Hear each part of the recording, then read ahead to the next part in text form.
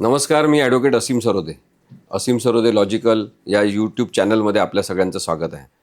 Bar council of Maharashtra आणि गोवा यांच्याबद्दल खरं तर जेवढी माहिती घेतली तेवढी कमी आहे. अशी खूप वेगळ्या प्रकारची माहिती काही जण मला देत आहेत आणि ती आपल्या सगळ्यांपर्यंत पोचवली पाहिजे असं मला वाटते. काही माजी सदस्य आहेत बार काउन्सिल ऑफ महाराष्ट्र आणि गोवाचे. काही जण अत्यंत निष्णात असलेले वकील आहेत, जे खूप प्रतिष्ठित आहेत महाराष्ट्रामध्ये आणि भारतामध्ये सुद्धा.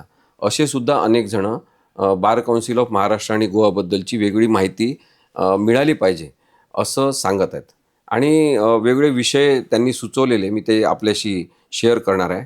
आणि बार काउन्सिल ऑफ महाराष्ट्र आणि गोवाबद्दलच्या अनेक प्रकारची माहिती जी आहे ती आपल्यापर्यंत आणताना मला हे सांगायचं आहे की आपल्याला बार काउन्सिल ऑफ महाराष्ट्र आणि गोवा यांच्या कामकाजामध्ये पारदर्शकता आणायची आहे.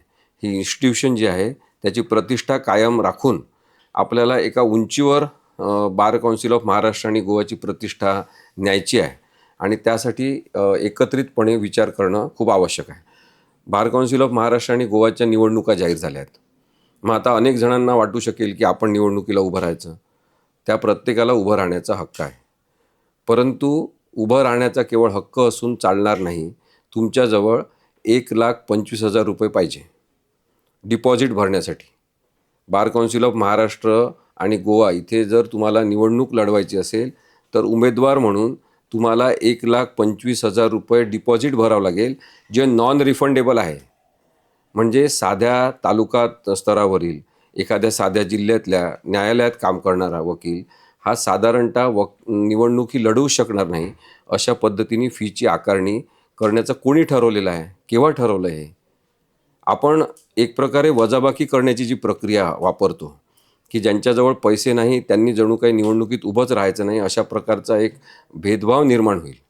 जे गरीब आहेत त्यांनी निवडणुकी लढवायचीच नाही अशी परिस्थिती तयार होईल. अशा स्वरूपात एखादा विचार प्रस्थापित होणं हे चांगलं आहे का, याचा नक्कीच विचार केला पाहिजे. बार काउन्सिल ऑफ महाराष्ट्र आणि गोवा यांच्या निवडणुकीत उभे असलेल्या सगळ्यांचे इन्कम सोर्स जाहीर झाले पाहिजे.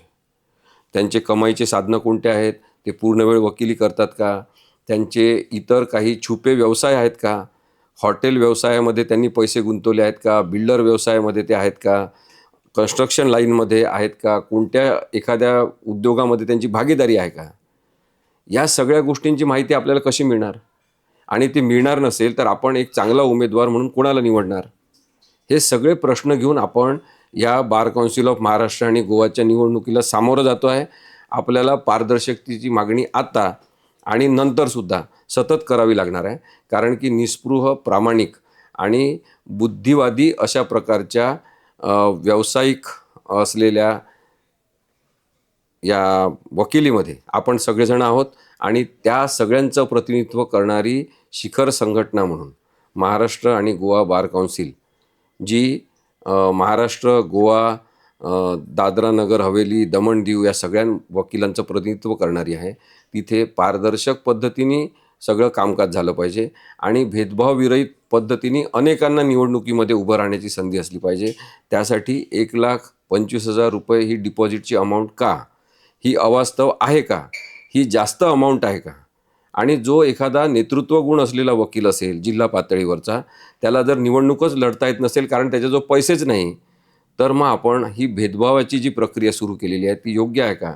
या सगळ्या संदर्भात आपण विचार करत राहू आणि आपण हे नक्की करू की न्यायाच्या क्षेत्रामध्ये काम करणाऱ्या सगळ्यांना संधीची समानता असणार नसेल तर मग बार काउन्सिल ऑफ महाराष्ट्र आणि गोवा याच्यावर पुढच्या काळामध्ये काय निर्णय घेणार आहे. बार काउन्सिल ऑफ महाराष्ट्र आणि गोवा यांची माहिती आपल्यापर्यंत आणण्यासाठी आम्ही जी सिरीज ही सुरू केलेली आहे, माहितीसाठी, प्रबोधनासाठी, आपल्या विचार प्रक्रिया सुरू करण्यासाठी, ती आपल्याला कशी वाटली याबद्दल आपण कमेंटमध्ये लिहा आणि हे यूट्यूब चॅनल आपण लाईक करा आणि सबस्क्राईब करा.